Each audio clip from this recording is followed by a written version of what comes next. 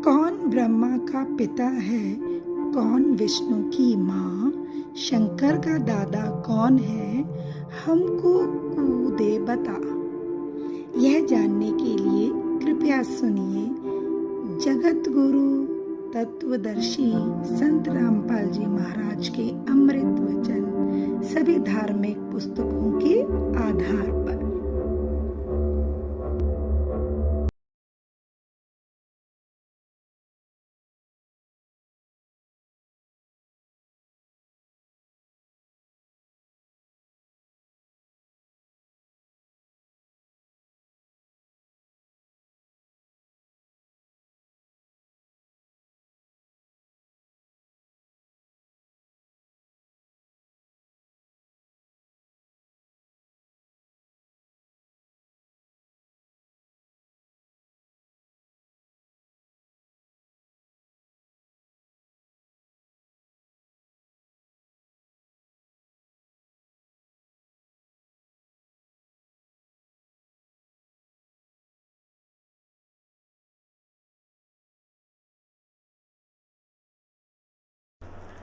ये 8वें अध्याय का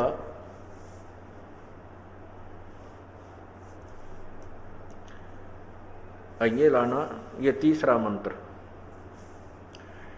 ये लिखा है, अनुवाद है परम अक्षर ब्रह्म है।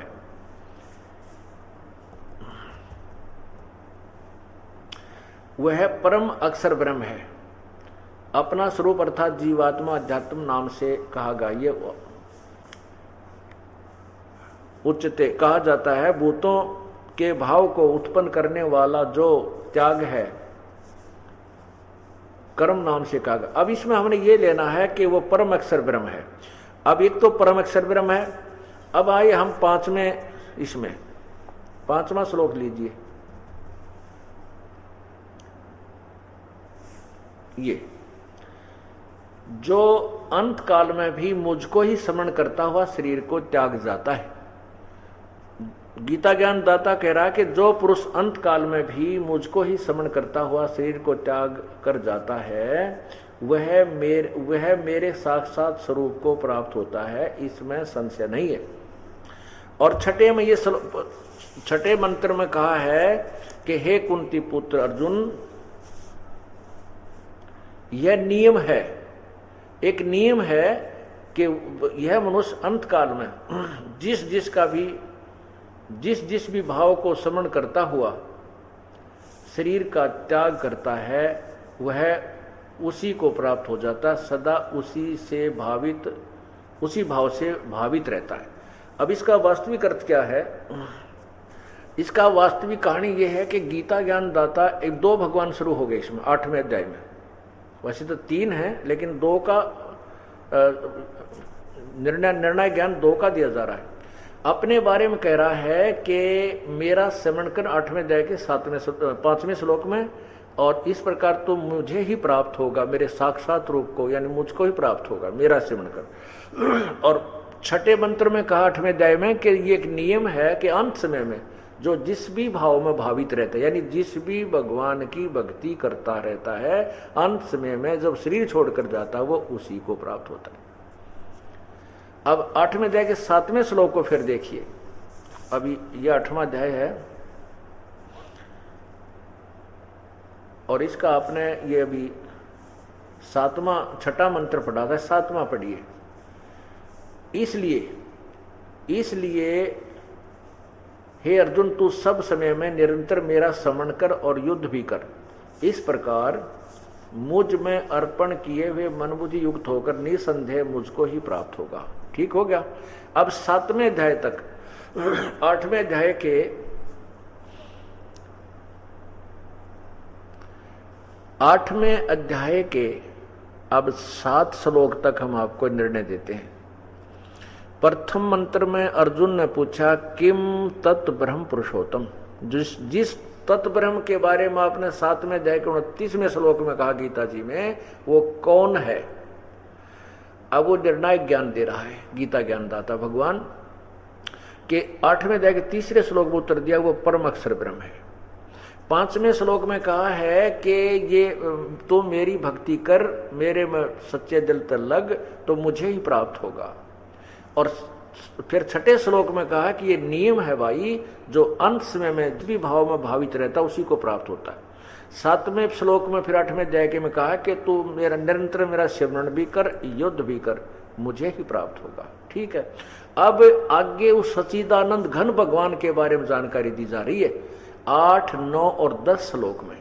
8वें अध्याय के 8, 9 और 10 श्लोक में ये कहा जा रहा है कि उसकी जो सच्चिदानंद घन की भक्ति करता है और सच्चे मन अनन्य मन से, तो उसी को प्राप्त हो जाता अंत समय में, जिसके बारे में अब 17वें अध्याय का जो आपको 23वां मंत्र समझाया जाएगा, उसके लिए ये भूमिका बनाई जा रही है। 8वें अध्याय के 8, 9 और 10 में उस सच्चिदानंद घन, उस ब्रह्मणे, ओम तत्सत इति निर्देश है, ब्रह्मणे त्रिविध समर्थ, ब्रह्मणे यानी उस पूर्ण सच्चिदानंद घन ब्रह्म यानी पूर्ण परमात्मा के विषय में जो जानकारी की भक्ति करनी है, उसकी जानकारी अब दी जा रही है। उसके विषय में अब देखिए गीता अध्याय नंबर 8, गीता अध्याय नंबर 8। अब इसने ये 7वां मंत्र आपने पढ़ा, फिर पढ़ लीजिए। इसलिए क्योंकि 6ठे में बताया है कि ये नियम है, जो जिसकी श्रवण करता है उसको ही प्राप्त होता है। इसलिए अर्जुन तू सब समय में निरंतर मेरा श्रवण कर और युद्ध भी कर, इस प्रकार मुझ में अर्पण किए हुए मन बुद्धि से युक्त होकर निसंदेह मुझे ही प्राप्त होगा। अरे 8वां देखो, है ये 8वें का है, अभ्यास योग युक्तेन चेतसा न अन्य गामिना परमम पुरुषम दिव्यम यति पारथ अनुचिंतन। इसका अर्थ है कि हे पारथ, यह नियम है कि परमेश्वर के ध्यान के अध्याय स्वरूप,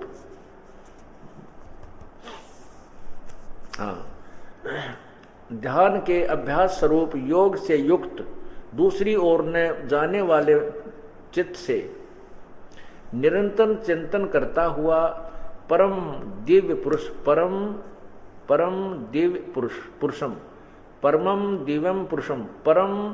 दिव्य पुरुष को अर्थात परमेश्वर को ही प्रकाश प्राप्त होता है। यानी गीता ज्ञान दाता से कोई और भगवान है, उसके विषय में कहा है, वो निरंतर चिंतन करता हुआ परम प्रकाश स्वरूप दिव्य प्रकाश स्वरूप, तो आप जोड़ा है, इसका अर्थ है परमम दिव्यम पुरुषम। संस्कार देखिएगा आप, अक्षर ज्ञान युक्त है, ये अक्षर ज्ञान आपके सामने है।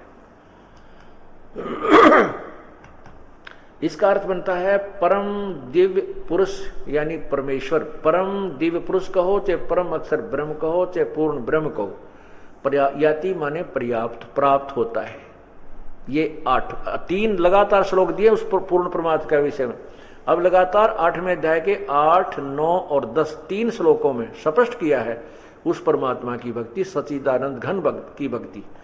अब देखो 9वें श्लोक में उस परमात्मा के विषय में बताया है, ये 9वां श्लोक है, ये 8वें का अध्याय 8 का ये 9वां श्लोक है। ये देखिए, ये जो सर्वज्ञ अनादि यानी वो परम अक्षर ब्रह्म यानी वो जो परम दिव्य पुरुष परमेश्वर है, उसके विषय में बताया जा रहा है, जो सर्वज्ञ अनादि सबके नियंता, सूक्ष्म से अति सूक्ष्म, सबके धारण पोषण करने वाले, जो 15वें अध्याय के 17वें श्लोक में कहा उसके विषय में, तो धारण करने वाले अचिंत स्वरूप, सूर्य के सदृश चेतन प्रकाश रूप, आदित्य वर्णम, सूर्य के सदृश नित्य चेतन प्रकाश स्वरूप, अविद्या से अति परे, अर्थात अविद्या जिन लोगों को ज्ञान नहीं है उनके पास नहीं है वो उसकी जान, अविद्या से अति परे शुद्ध सच्चिदानंद घन परमेश्वर का श्रवण करता, यानी गीता ज्ञान दाता से अन्य है वो, जो सच्चिदानंद घन परमेश्वर है करता है, उसका ध्यान करता है यानी उसका भजन करता है। ये 10वां श्लोक देखिएगा, ये 10वां श्लोक है। इसमें लिखा है कि वह भक्ति युक्त पुरुष यानी वो साधक जो उस परमात्मा की भक्ति तत्वदर्शी संत से लेकर साधना करता है, वह भक्ति युक्त पुरुष अंत काल में योग बल यानी भक्ति की ताकत से, योग बल माने साधना की ताकत से बिरकुटी के माध्यम में प्राणों को अच्छी प्रकार स्थापित करके फिर निश्चल मन से स्मरण करता हुआ उस दिव्य परम पुरुष परमेश्वर को ही प्राप्त होता है। अब क्या हो गया स्पष्ट इससे?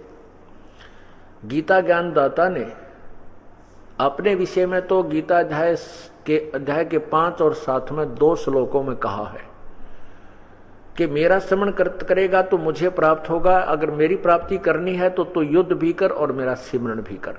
लेकिन अपनी गति को, अपनी साधना को अनुतमाम बताया है, क्योंकि जन्म मृत्यु तेरी भी बनी रहेगी, मेरी भी बनी रहेगी और कर्म का दंड भोगना ही पड़ेगा।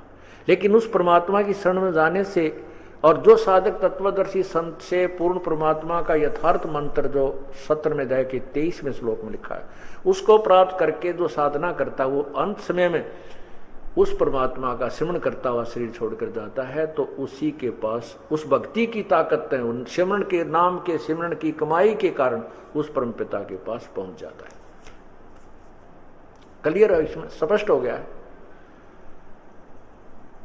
गीता जी एक अनमोल शास्त्र है जिसको 55 से 100 वर्ष से लोग पढ़ते आ रहे हैं, भक्तजन श्रद्धालु, लेकिन इसके रहस्य को नहीं समझ सके।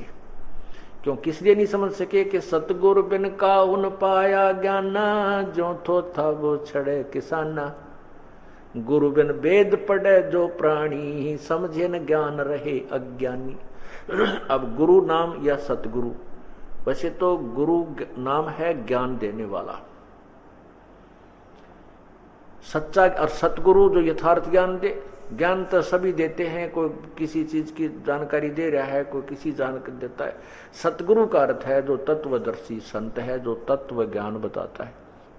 तो यहां बताया कि उस सतगुरु के बिना किसी को भी ज्ञान नहीं प्राप्त हो सकता। जैसे थोथे भूस को छिड़ने से, जैसे पराल होती है गेहूं, इसकी दानों की, चावल उसको निकाल रखा और पराल पड़ी हो, थोथा भूस, उसमें धान नहीं है, चावल नहीं है, और उसको फिर ऐसे पटक पटक कर मार रहा है कोई, उससे कुछ प्राप्ति नहीं होनी।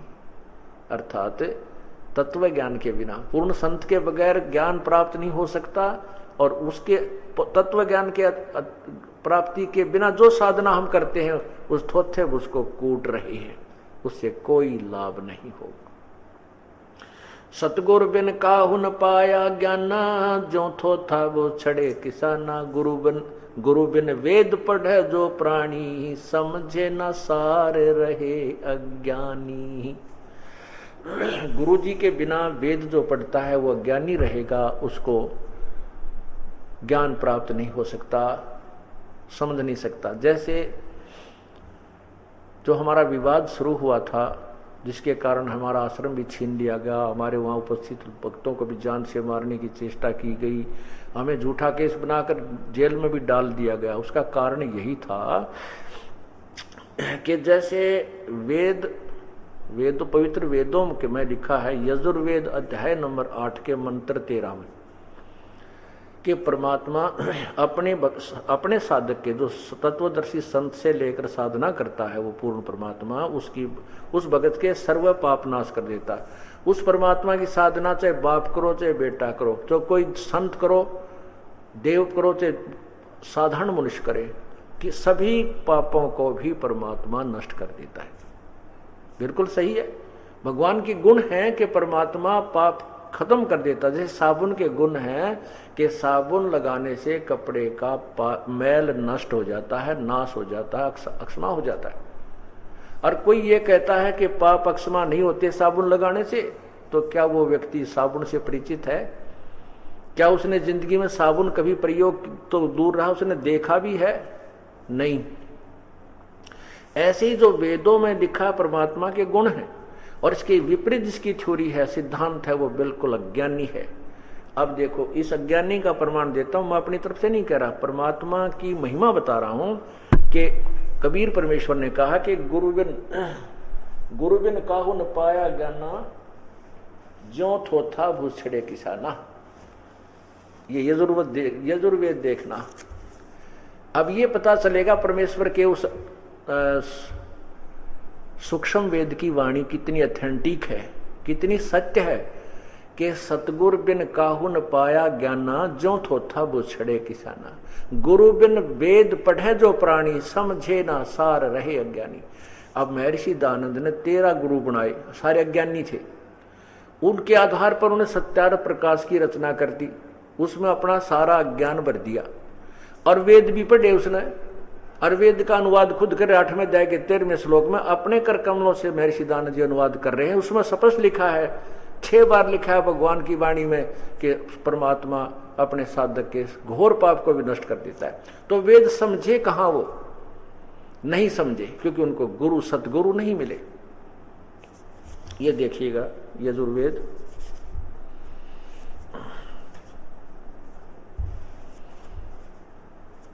इसके लेखक है महर्षि दयानंद सरस्वती। ये कहां से छपा है?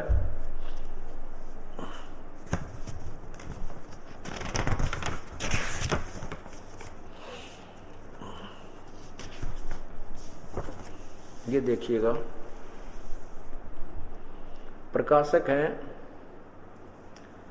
सार्वदेशिक आर्य प्रतिनिधि सभा 2/5 महर्षि दयानंद भवन, रामलीला मैदान, नई दिल्ली से। और इसके ये देखिए यजुर्वेद आर्य भाषा माध्य संपूर्ण 40 अध्याय महर्षि दयानंद सरस्वती कृत, महर्षि दयानंद सरस्वती ने अनुवाद किया है। और इसके 8वें अध्याय के 13वां श्लोक देखिएगा।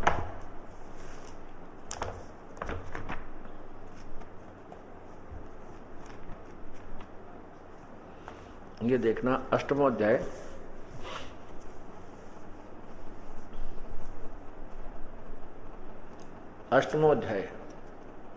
और यहां नीचे आइएगा, ये 13वां मंत्र है।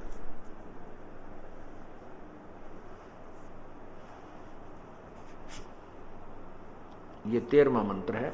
इसका ये देखिएगा ऊपर 241 पृष्ठ है, और 242 पर आइएगा। ये देखिए 242 पृष्ठ पे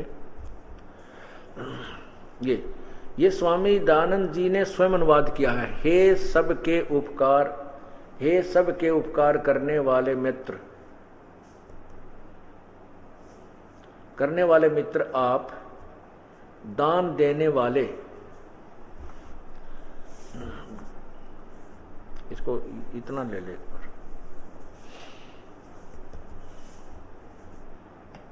हाँ ये पढ़िए, देखिए, हे सबके उपकार करने वाले मित्र, आप दान देने वाले के एन से अपराध, एन से शब्द देखना, एन से माने ये एन से ये है अपराध लिखा, इसका अर्थ के विनाश करने वाले हो। अपनी कलम से लिख रहे हैं अनुवाद कि हे सबके उपकार करने वाले मित्र, अर्थात परमात्मा। मित्र का अर्थ है तुम्हें माता च पिता, तुम्हें बंधु च सखा, तुम्हें यहाँ सखा यानी मित्र भी परमात्मा को कहा जाता है। तो दान देने वाले के अपराध के, एन से माने अपराध के, विनाश करने, अवजन माने विनाश करने वाले हो।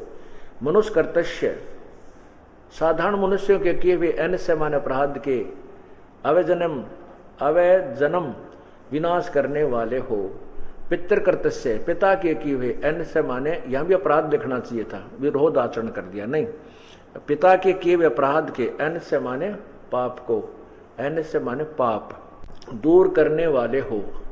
और एन से अधर्म के, अधर्म यानी घोर पाप के भी आप अवजनम माने नाश करने वाले हो।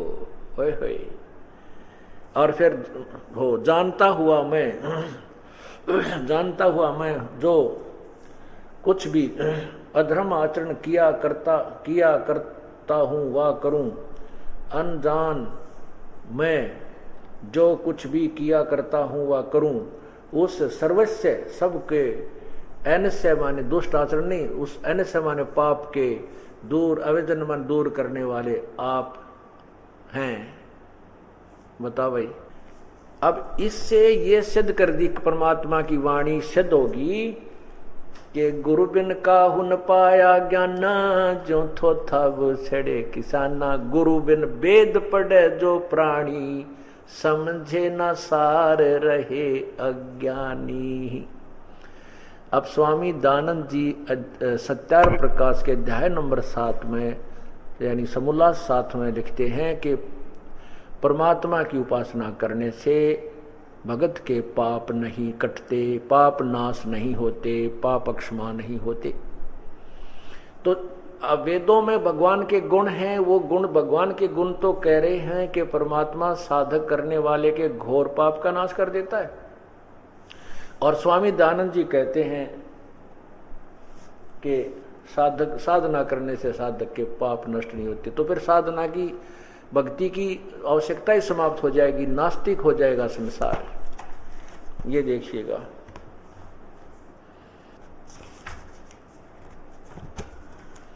ये देखिएगा सत्यार प्रकाश,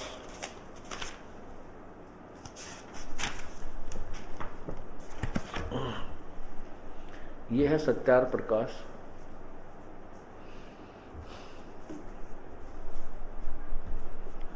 और ये महर्षि दानंद जी का चित्र।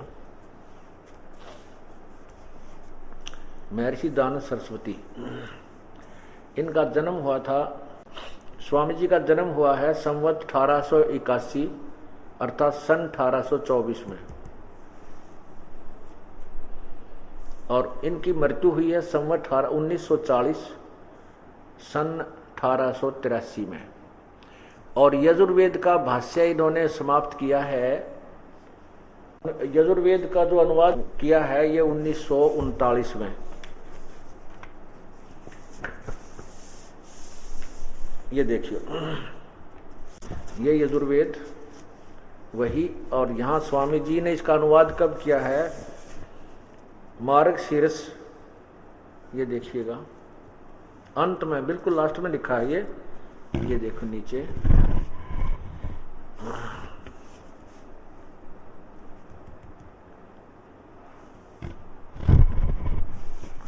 यहाँ देखो, मार्ग शीर्ष कृष्ण 1 शनि संवत 1939 में समाप्त किया। संवत 1939 में समाप्त किया।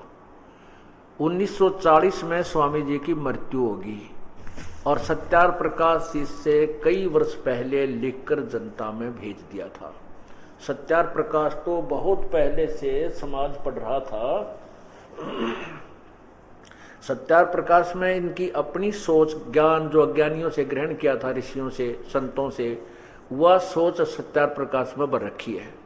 और स्वामी जी, और ये अनुवाद यजुर्वेद इन्होंने 1939 में किया अनुवाद। तो वो अनुवाद तो इसने ऐसा याजी की शब्दों के अर्थ कर दिए, तो सार नहीं समझ में था इनके।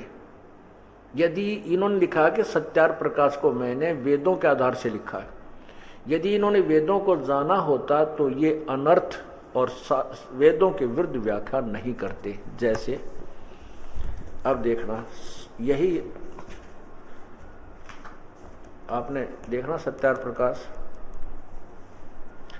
अब इसमें जो व्यक्ति विरोध करते हैं वो कहते हैं कि ये महर्षि दानंद जी की जो निंदा करता है। मैं तो सत्यार प्रकाश उनके द्वारा लिखे हुए सत्यार प्रकाश को पढ़कर सुना रहा हूं, अपनी तरफ से कुछ नहीं मिला रहा हूं। अब ये डरते क्यों है इस बात से कि हाय तुम्हारी पुस्तक लिखा हुआ है मत पढ़ो इसको, क्योंकि इसमें अज्ञान भरा है। तो इससे डरना नहीं चाहिए, कोई बात नहीं। एक अध्यापक ने, एक टीचर ने ब्लैक बोर्ड पर गलत सवाल निकाल रखा है, गलत हल, प्रश्न का हल गलत किया हुआ है। दूसरा हो गया गलती से, कोई दिक्कत नहीं, हो जाता है। दूसरा टीचर आता है, उसको देखता है कि बच्चों ये ठीक नहीं निकाल रखा, अब इसको ठीक करो, इसको ऐसे ठीक करो। वो ठीक करवाता है। तो क्या वो गलत कर रहा है? नहीं कर रहा, वो उसका कर्तव्य बनता है। नहीं तो सब बच्चे उस गलत अध्ययन करते करते अपना एग्जाम में फेल हो जाएंगे। यही कर्तव्य इस दास का है, क्योंकि मैं आध्यात्मिक टीचर हूँ। जो पूर्व के आध्यात्मिक टीचर्स ने जो गलत अनुवाद कर दिया, वेदों को नहीं समझा और उसके गलत हल कर दिया, तो उसको ठीक कर लेना चाहिए। इसमें कोई अभिमान नहीं करना चाहिए, ना मान बढ़ाई की बात है। ये तो मानव कल्याण का मामला है। विषय है। इसमें जो बाधक होंगे कि इस सत्य को मत बता, इस सत्य को समाज को मत समझा, हमारी पोल ना खोले, ये पोल नहीं खुल रही। ये तो एक सिर्फ इतना ही काम है कि गलत को ठीक कर लेना। हमने किसी से द्वेष नहीं है, ना किसी ऋषि से ना महर्षि से। उनसे गलतियां बनेगी, वो तो हो चुकी हैं, चाहे उनको छुपाओ चाहे ना। छुपाने से तो जनता को हानि होगी, उजागर करने से जनता जल्दी समझेगी। जब दोनों को आमने सामने दे रखा जाएगा, नकली और असली को, तो तुरंत ज्ञान समझ में आता है। और दास ये करा कि वेद ये कह रहे हैं, सत्यार प्रकाश में ये लिखा, मैं अपनी तरफ से कुछ नहीं मिला रहा। और फिर भी मुझे निंदक कहते हैं तो उनकी अपनी समझ है, कुछ भी कहो। लेकिन ये दास, अगर ये निंदा है, सच्चाई कहना निंदा, अंतिम सांस तक कहूंगा, अंतिम सांस तक करूंगा, ताकि मानव का भला हो सके। अब पढ़ो इसको। ये सत्यार प्रकाश, यहां देखिए, इसी के यहां अथ सत्यार प्रकाश,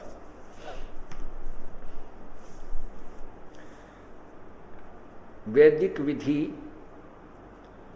शास्त्र प्रमाण है, सद शास्त्र प्रमाण है।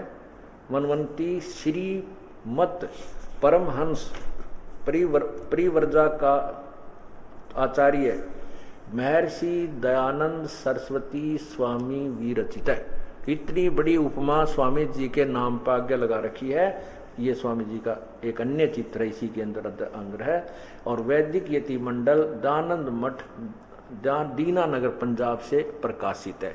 और ये छपा कहां से है ये भी देख लीजिए। ये देखिए नीचे, ये है, ये नीचे है, मुद्रक है आर्य प्रिंटिंग प्रेस, दानंद मठ गोहाना मार्ग रोहतक।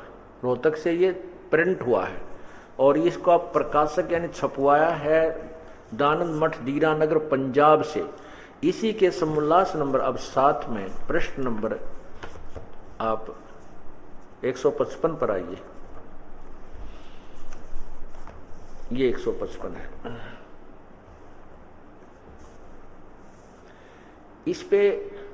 इसमें यहां लिखा है कि परमेश्वर की स्तुति प्रार्थना, प्रश्न किया किसी ने, परमेश्वर की स्तुति प्रार्थना और उपासना करनी चाहिए व नहीं।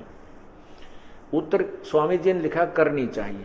प्रश्न, क्या स्तुति आदि करने से ईश्वर अपना नियम छोड़ स्तुति प्रार्थना करने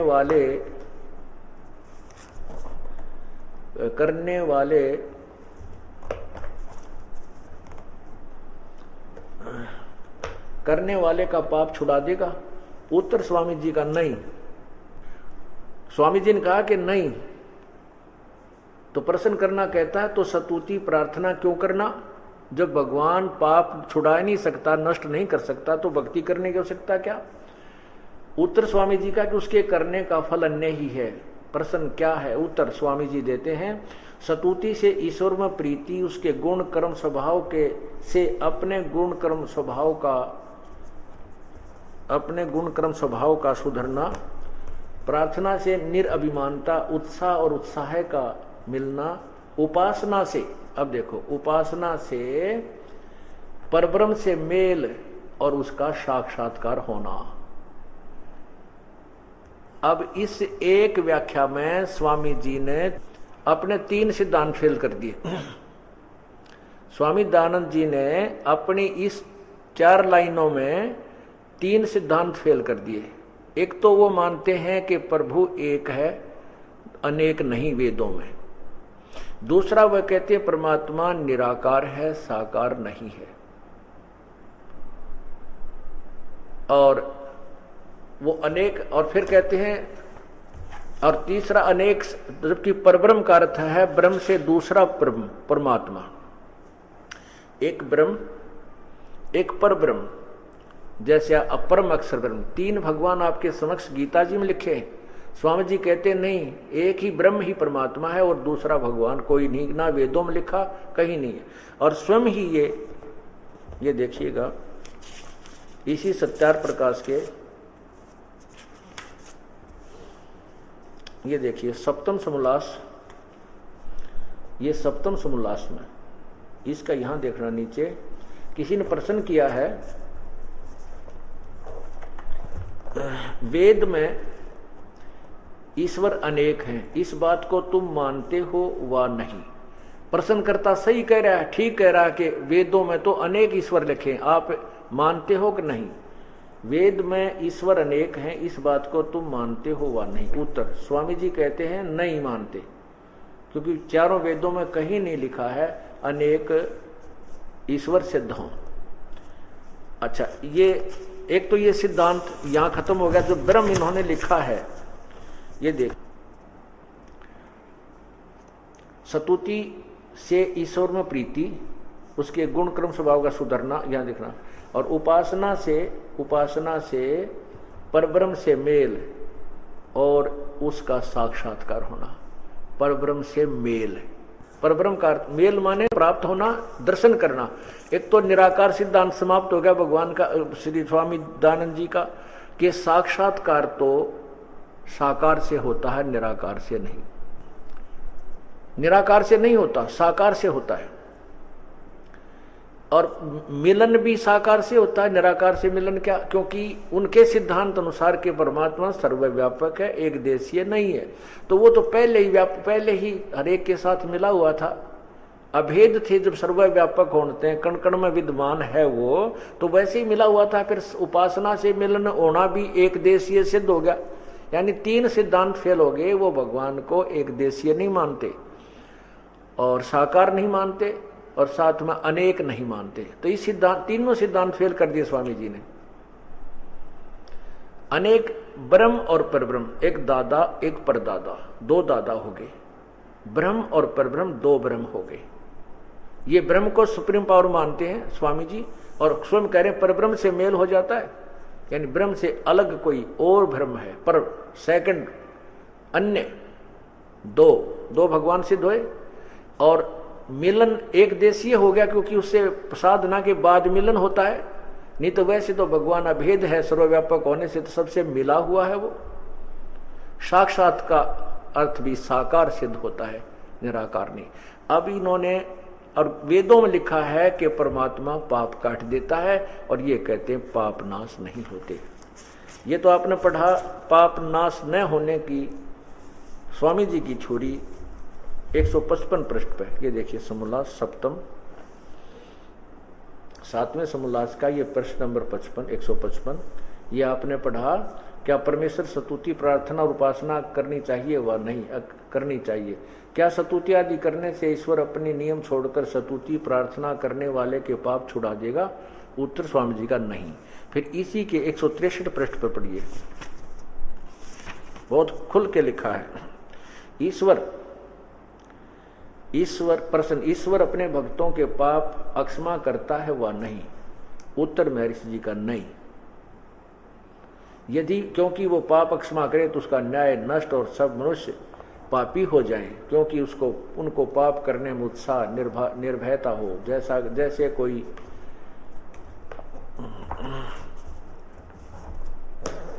जैसे कोई राजा अपराधियों के पाप की अक्षमा करे तो अधिक से अधिक अपराध करने वाले लगे, और जो अपराध नहीं करता वह भी अपराध करने से न डरेगा। इसलिए सब कर्मों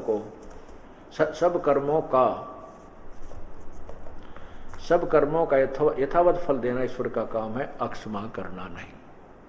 और जबकि अभी आपने यजुर्वेद के 8वें अध्याय में स्वयं ही देखा कि वेदों में प्रभु का गुण लिखा है। वेद कहते हैं परमात्मा घोर पाप को भी, साधना करने वाले के घोर पाप को भी नष्ट कर देता है। जैसे स्वामी जी ने अनुवाद किया है कि हे सबके उपकार करने वाले मित्र अर्थात भगवान, आप दान देने वाले के पाप के नाश करने वाले हो।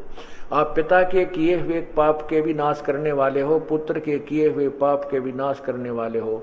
यानी चाहे कोई घोर पाप भी करता उसके भी अक्षमा, नाश को, पाप को अक्षमा करने वाले हो, नष्ट करने वाले हो। तो इन बातों से हमें दुखी नहीं होना चाहिए, सच्चाई को ग्रहण करना चाहिए। एक गलती बन गई, उसको बार बार रिपीट नहीं होने देना चाहिए, जिसके कारण समाज में यह धारणा फैल गई है कि जैसा कर्म किया है वो तो भोगना ही पड़ेगा। नहीं, जब तक हम परम संत की शरण में नहीं आते हैं, हमें वो यथार्थ विधि नहीं मिलती है जिससे परमात्मा पाप नाश करता है, तब तक तो हमें अपना किए हुए कर्म का फल ही भोगना पड़ता है। और जब परमात्मा पूर्ण ब्रह्म की शरण में आ जाते हैं तो फिर पाप का नाश हो जाता है। यही प्रमाण सबसम वेद में है, जब ही सतनाम हृदय धरो भयो पाप को नासे, मानो चिनगी अग्नि की भाई पड़े पुराने घासे। जैसे बहुत बड़ा ढेर पड़ा हो सूखे घास का और उसमें एक चिंगारी भी अग्नि की लगा दी जाए, तिल्ली सीख माचिस की, वो सबको जलाकर राख कर देगी। आएगा तूफान आंधी उसको इधर उधर बखेर कर सब साफ कर देगी। तो ऐसे ही आपके संचित कर्म या प्रारब्ध कर्म जो भी आपको दुखदाई हैं, उनको परमात्मा का वो सच्चा नाम, सत्य नाम ऐसे जलाकर राख कर देगा जैसे चिंगारी आग की सूखे घास में, पुराने घास में पड़ने से उसको नष्ट कर देती है, उसका नामो निशान मिटा देती है। ये शवसम वेद का ज्ञान है और ये यजुर्वेद से भी मिलता है। शवसम वेद का ज्ञान सिंपल लैंग्वेज में आज से 600 साल पहले प्रभु लिखवा के गए थे। वो रिजेक्ट कर दिया गया इन अज्ञानी ऋषियों और महर्षियों और संतों और मंडलेश्वरों की अज्ञान थ्योरी के आधार पर कि कबीर परमात्मा कुछ नहीं जानते, कबीर तो एक अनपढ़ है। स्वामी जी ने भगवान के बारे में, कबीर जी के बारे में लिखा कि वो तो एक नाचने गाने वैसे था, तंबूरी लेकर गाता था, वो अज्ञानी था, उसको पता नहीं था। उसके मूर्ख जुलाहे लोग उसके जाल में फंस गए। अब देखो ऐसी थ्योरी भगवान के विषय में कहा है स्वामी जी ने। अब मेरा उद्देश्य ये नहीं है कि मैं किसी संत ऋषि को यानी हे सिद्ध करूं, नहीं, उनके द्वारा दिए गए अज्ञान की पोल जरूर खोलूं। मेरा उद्देश्य यही है ताकि आगे कोई और ना उस अज्ञान के अंदर फंस के अपना जीवन नष्ट कर जाए। अब देखिए 11वें अध्याय के अंदर आपको दिखाते हैं।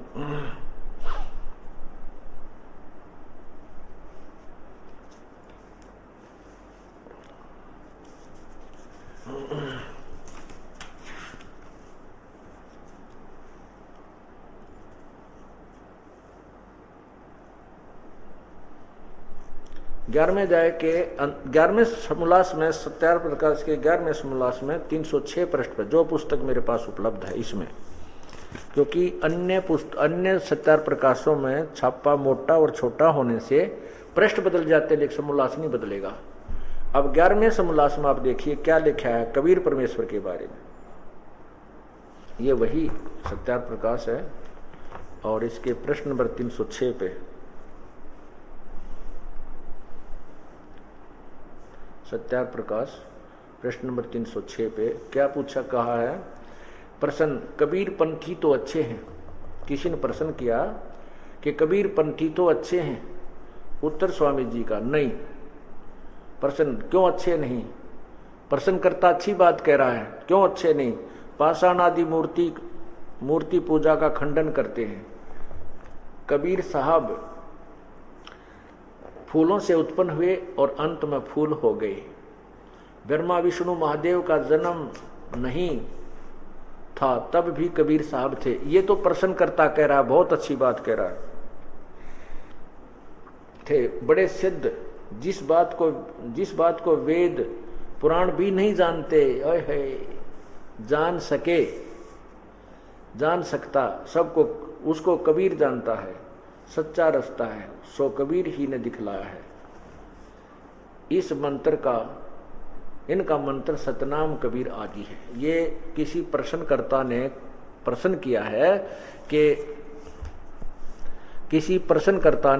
किया है कि कबीर पंथी तो अच्छे हैं, और कबीर साहब ने वो ज्ञान दिया जिसको वेद भी नहीं जानते, शास्त्र भी नहीं जानते, और वो उन्होंने मूर्ति का पूजा आदि का खंडन भी किया है। तो स्वामी जी ने फिर क्या बताया है उसके विषय में, कहते नहीं, ये देखो क्या कहते हैं स्वामी जी, यही वही सत्यार प्रकाश और समोल्लास 11 समोल्लास एकादश समोल्लास है। और इसके इधर देखिए 306 पृष्ठ पे नीचे आ जाइए। ये कबीर पंथी तो अच्छे, ये आपने पढ़ लिया। अब देखना उत्तर स्वामी जी क्या कहते हैं, पाषाण आदि तो छोड़, पलंग गद्दी तकिए खड़ाऊं जोत और ज्योति अर्थात दीप आदि का पूजन पाषाण मूर्ति से न्यून नहीं। क्या कबीर साहब भनुगा था या कलियां था जो फूलों से उत्पन्न हुआ और अंत में फूल हो गया? व्यंग कस रहे स्वामी जी कि कबीर व्यंग कस रहे स्वामी दानंद जी कि क्या कबीर कोई फूल था, कली थी जो, या फूल था भुनुगा था जो फिर बाद में खिल गया? बोला नहीं। अब देखो, भुनुगा था या कलियां थी जो फूलों से उत्पन्न हुआ और अंत में फूल हो गया। यहां जो ये बात सुनी जाती है वही सच्ची होगी कि कोई जुलाहा काशी में रहता था, उसके लड़का बाला नहीं था। वह एक समय थोड़ी सी रात्रि थी, बाजार में चला जाता था तो देखा सड़क के किनारे में एक टोकरी में फूलों के बीच में उसे रात का जन्मा बालक था। वह उसको उठा ले गया, अपनी स्त्री को दे दिया, उसने पालन किया। जब वह बड़ा हुआ तो जुलाहे का काम करता था। किसी पंडित के पास संस्कृत पढ़ने के लिए गया।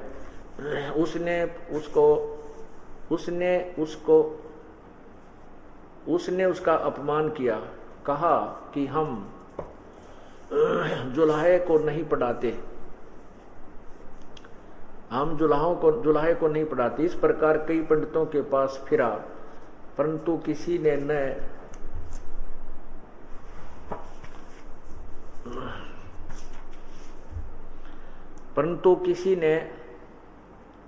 पास फिरा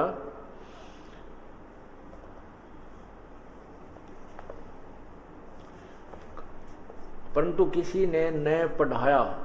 तब ऊट पटांग भाषा बनाकर जुलाहे आदि नीच लोगों को समझाने लगा। कैसी भाषा प्रयोग किए स्वामी जी ने? कहते हैं कि फिर ऊट पटांग भाषा बनाकर जुलाहे आदि नीच लोगों को समझाने लगा। तंबूरे लेकर गाता था, भजन बनाता था।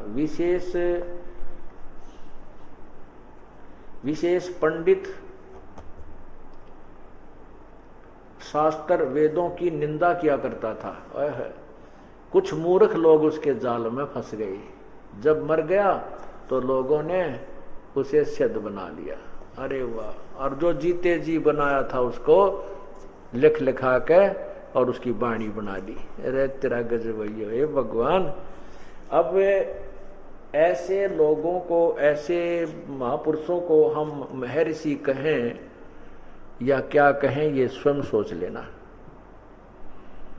परमात्मा को तो कहता है उठ पटांग गाया करता, उसने क्या है बेरा नहीं था, वो कुछ नहीं जानता था। जबकि जिसने वेदों को भी चारों वेदों को भी अपनी सिंपल लैंग्वेज में 18 पुराणों को, कुरान को, बाइबल को, सबको उसके अंदर समावेश करके निर्णायक तरीके से लिखा हुआ, क्योंकि वो परमात्मा थे, उनको पूर्ण ज्ञान था।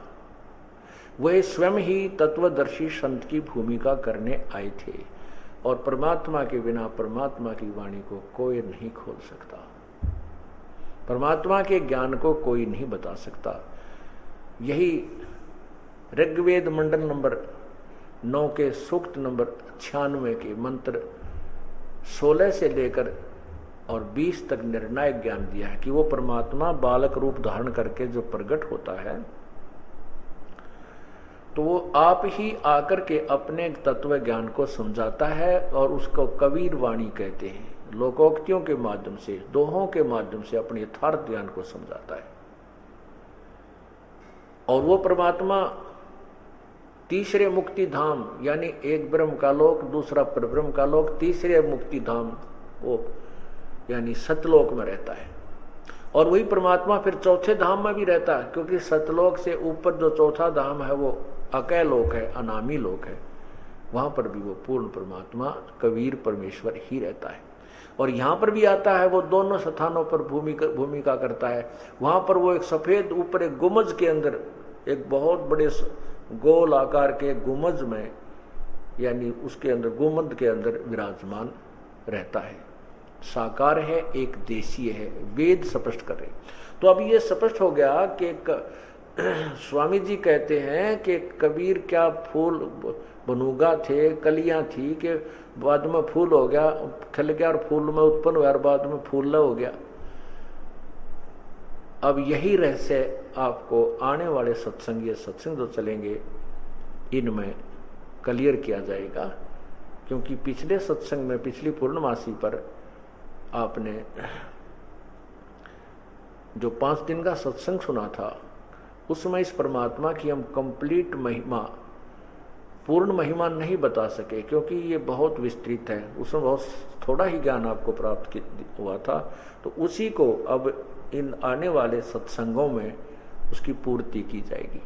अब इसी बात को स्पष्ट किया जाएगा कि वो परमात्मा पूर्ण ब्रह्म कबीर जी हैं और वो कमल के फूल पर प्रकट हुए थे। ये आपको हमने पिछले सत्संगों में समझा दिया था। और अब उस परमात्मा ने क्या क्या ज्ञान दिया, कैसे कैसे दिया, वो भी आगे सत्संगों में बताया जाएगा।